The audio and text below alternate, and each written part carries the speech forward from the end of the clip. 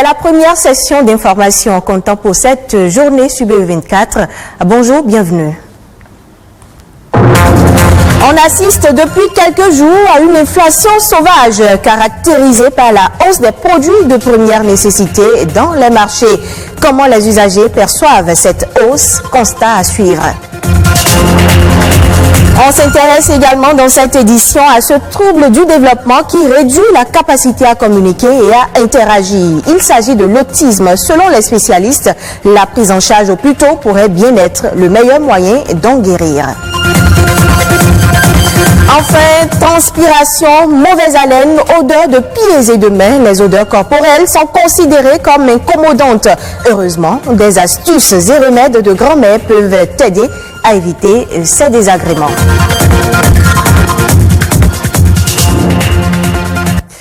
Depuis quelque temps, l'on observe une flambée des prix des produits de première nécessité sur le marché. Alors que certains l'expliquent par la baisse des précipitations, les usagers des marchés se plaignent de la pression exercée sur les produits de première nécessité. Le riz, le maïs ou encore l'huile ne seraient plus apportés demain. Précision avec Amandine Agnamboussou et Ernest Tétégou. Je voudrais acheter la farine de blé. Avant, on achetait ça à 2250. Maintenant, là, on me dit 2700. Ah. Victoire constate une hausse des prix des denrées alimentaires. La cherté de la vie est une réalité. Au marché d'Antokpa, c'est la désolation. Aujourd'hui, tout est cher. Le maïs, le riz et même le poisson ne sont plus à notre portée. On ne comprend plus rien. La situation nous dépasse. Les prix augmentent chaque jour. Le sac de maïs est à 30 000 francs. 30 000. L'huile qu'on achetait à 800, c'est devenu à 1200.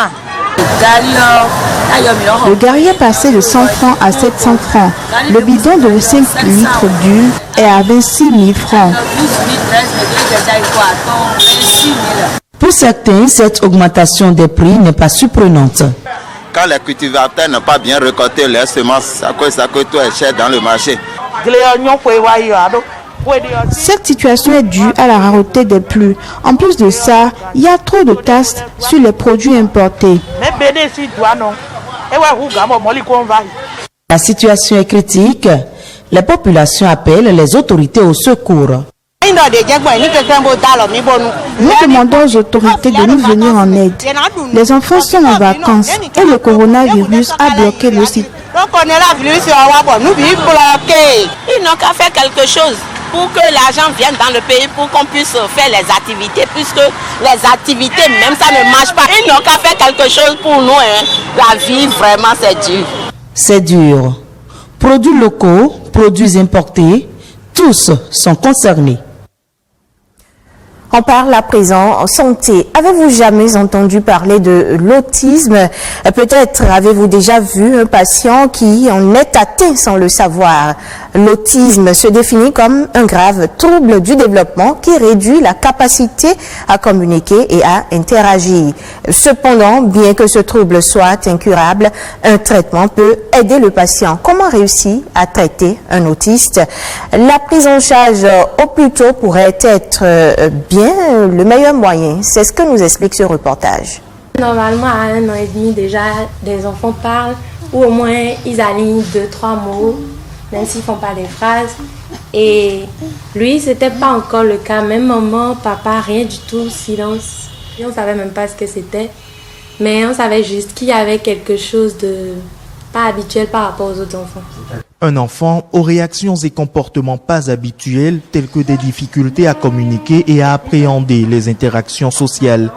Si ses parents ont fini par réaliser que leur enfant est autiste, à 4 ans aujourd'hui, le jeune garçon a toujours du mal à s'exprimer. Quand on a reçu l'enfant, on a eu à effectuer les tests qu'il faut pour l'enfant et relever effectivement le fort risque autistique pour l'enfant. Et je crois que depuis environ un peu plus d'1 an qu'on a commencé par travailler avec cet enfant, là déjà aujourd'hui on peut relever quand même quelques amoindrissements au niveau de certains déficits. Des amoindrissements qui auraient pu être plus considérables si très tôt le diagnostic autistique avait été établi et si mieux ce trouble était connu.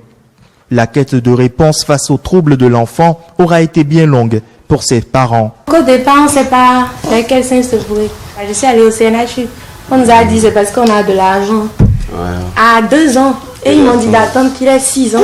Et je me suis dit, mais si c'est quelque chose de grave, mieux vaut savoir maintenant. Donc c'était pratiquement une course folle. Et pour pallier cette ignorance sur le sujet, ici, on sensibilise sur l'autisme afin d'éviter les stigmatisations. Nous avons constaté que l'autisme n'est pas très connu et que les enfants autistes sont marginalisés et les enfants sont traités d'enfants possédés, enfants sorciers. Et il y a beaucoup de discrimination. Donc il faut déjà commencer par en parler, commencer par dire comment ça se fait, ça se manifeste, quels en sont les signes, et il faut commencer par déconstruire les fausses idées qui se posent sur la question. Appelé également trouble du spectre, l'étendue et la gravité des symptômes sont très variables, mais seule une détection précoce peut favoriser le développement et l'apprentissage. Aujourd'hui, les recherches ont beaucoup évolué et déjà à partir de 12 mois, on peut déjà commencer par dépister les risques autistiques chez l'enfant. Au jour d'aujourd'hui, rien n'a encore été prouvé par rapport aux causes de l'autisme. On sait que c'est une défaillance, c'est un souci au niveau du cerveau. Il suffit de diagnostiquer très tôt, il suffit de mettre la prise en charge, l'orientation thérapeutique qu'il faut pour que tout le monde s'en sorte et il n'y a plus du tout de problème. Il n'est jamais trop tôt pour agir. Un retard n'est pas toujours un signe inquiétant. Dès les premiers signes, il faut vite agir pour son enfant. Chaque être humain ayant atteint la puberté fabrique des substances grâce aux glandes sudoripares qui libèrent une odeur lorsqu'elles entrent en contact avec les bactéries de la peau. Quand elles deviennent fortes, elles peuvent faire fuir ceux qui nous entourent. Si les déodorants et antitranspirants ont la cote, certains remèdes de grand-mère peuvent également aider à éliminer les bactéries de la peau responsables des mauvaises odeurs produites. Suivez plutôt. Les mauvaises odeurs peuvent être causées par beaucoup de choses comme le travail, d'accord, ça peut être causé par ce que nous portons, ça peut être également causé par l'hygiène corporelle habituelle. Lorsque vous êtes au bureau et que vous constatez que vous dégagez déjà, vous avez la chance de sentir vous-même que vous dégagez déjà ces mauvaises odeurs, vous pouvez avoir dans votre petit sac soit des déodorants anti-odeur.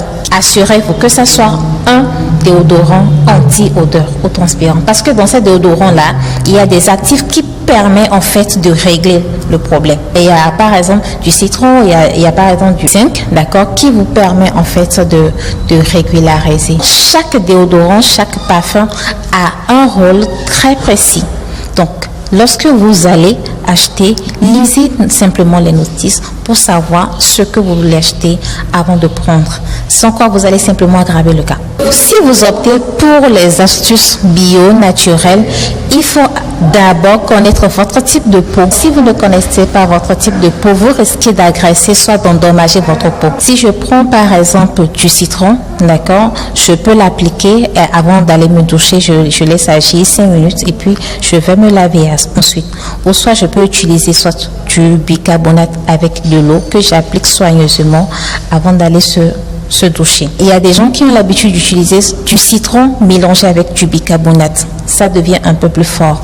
Donc si vous ne connaissez pas votre type de peau, ça va aggraver ou bien ça va créer autre problème pour votre peau, pour votre corps. L'autre chose est de s'épiler régulièrement. Lorsque vous épilez, ça vous évite de la stagnation des bactéries.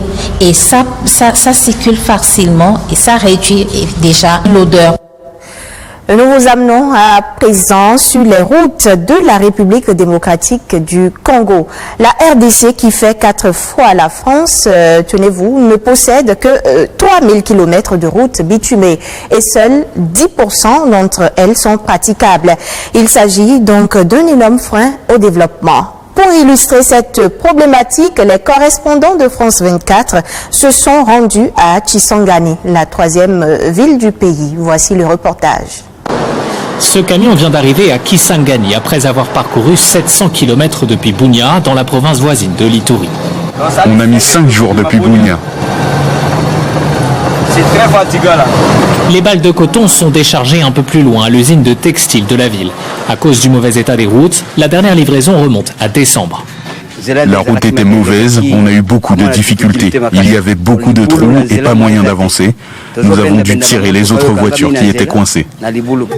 La route nationale 4 qui relie Kisangani à Bunia et Butembo est un axe vital pour l'approvisionnement de la ville, la troisième du pays. Il y a 10 ans, les camions effectuaient le trajet en 2 jours. Aujourd'hui, pendant la saison des pluies, certains véhicules se retrouvent embourbés plusieurs semaines, comme sur ces images tournées en avril. Une situation qui pénalise les commerçants de Kisangani. Dans cet entrepôt, les haricots arrivent déjà pourris. Ici, c'est plus de 80 sacs. Et les sacs de plus de 100 kilos. Donc on a perdu sur plus de 15 000 ou 18 000 $. Les transporteurs de leur côté disent ne pas pouvoir garantir la fraîcheur des produits à l'arrivée et peinent à rester rentables. Nous avons des personnels que nous payons. Nous avons des taxes que nous payons. Et en un mois, si vous faites entrer un seul véhicule, comprenez ce que ça va faire. Il n'y a pas un transporteur qui a réussi à acheter un nouveau véhicule les 2 dernières années. En RDC, l'entretien des routes est financé par le Fonds national d'entretien routier, le FONER. Ces recettes proviennent essentiellement des péages et s'élèvent à 60 millions d'euros annuels. Pour les autorités provinciales, il y a un problème de distribution des fonds. Au niveau de la Banque centrale, on a une marmite centrale sous forme d'entonnoir qui reçoit les recettes. Mais quand on planifie, c'est en termes de priorité. C'est là la différence, c'est là le problème. Le FONER, de son côté, dit manquer de moyens et évalue ses besoins à 120 milliards d'euros pour la RDC. Place à présent à quelques autres informations, toujours en interactualité. Émile Azokota a fouillé pour nous. Voici le condensé réalisé.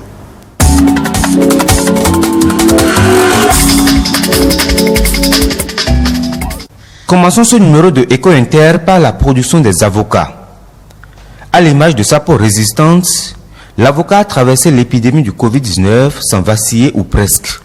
La saison qui se termine est donc sauvée pour le fruit chouchou des Américains qui intéresse de plus en plus les cultivateurs africains. Les exportations ont fait des bons, la production aussi, avec des surfaces qui ont largement augmenté chez la plupart des fournisseurs. À commencer par le Mexique, numéro 1 mondial, mais également la Colombie et le Pérou qui s'imposent de plus en plus. 30% des avocats américains sont consommés sur le plan local. Mais malgré cela, grâce à des prix défiant toute concurrence aux États-Unis, le marché a résisté et s'est même développé au niveau mondial. Pour cette campagne, la croissance par rapport à la saison précédente devrait être de 300 000 tonnes en volume, un quasi-record selon la cellule d'études économiques Fruitop. Parlons maintenant de la production de plastique pour dire que selon l'Association européenne des producteurs de plastique, c'est la 3e baisse observée depuis l'après-guerre, après celle intervenue en 1973 au moment du premier choc pétrolier. En 2020, la planète a produit 1 million de tonnes de plastique de moins qu'en 2019, soit 367 millions de tonnes. Toujours en 2020, la production annuelle mondiale de plastique a reculé de 0,3%. En Europe, où 55 millions de plastiques neufs ont été produits l'année dernière, la baisse s'élève à 5%. En France, ce chiffre est plus élevé. La baisse atteint 11%. La production a chuté car la consommation a marqué un coup d'arrêt en raison des confinements successifs. Des secteurs comme l'emballage, le bâtiment et l'automobile, les 3 plus gros consommateurs de plastique ont dû cesser leur activité, ce qui a provoqué une baisse de la demande.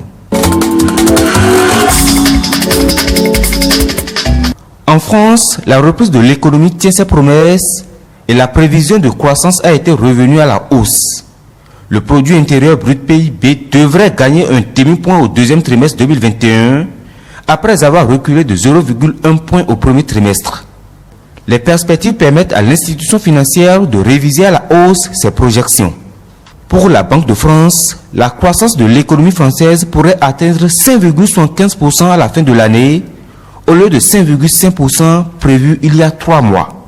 Un chiffre nettement supérieur à celui de la moyenne de la zone euro qui s'établit à 4,6%.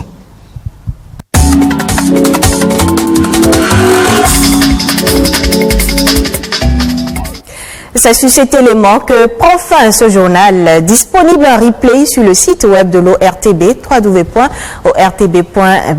Merci pour votre fidélité renouvelée au programme de BB24.